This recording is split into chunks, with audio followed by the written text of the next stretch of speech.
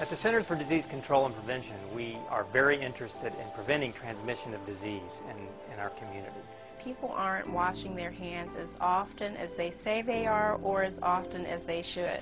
Some scientists estimate that up to 80% of all infections are transmitted by hand. And the germs can live on our hands for quite some time unless we clean them. If we don't clean them and we go and touch something in the meantime, we can spread those germs to other places or other people, and disease can be spread this way. Animals can carry germs that can make people sick, and these germs can be not only on the animal, but can be in areas where the animals live as well.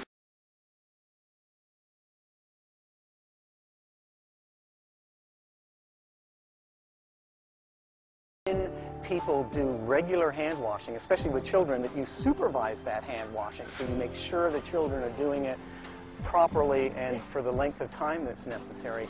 They're coughing and sneezing onto their hands and touching doorknobs. They're using shared objects like pencils or toys.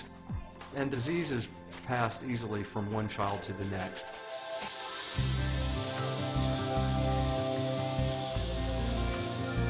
Try and avoid sneezing into your hand because you just contaminate them and then spread those germs everywhere.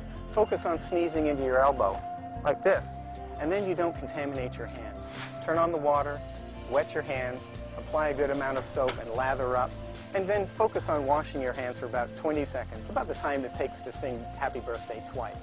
Focus on washing the front of your hands, the back, in between the fingers, around the nails, and so on.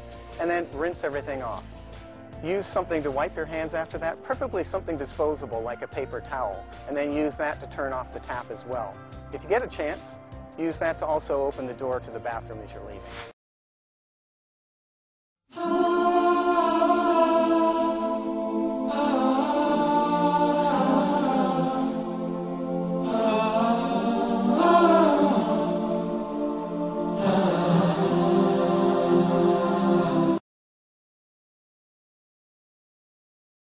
The best way to wash your hands is using running water and soap, but sometimes we don't have that available. So think about carrying with you a hand sanitizer.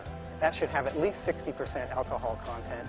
It's important to realize that those agents don't remove soil and other material that might be on your hands. And in that case, you really need to use soap and water.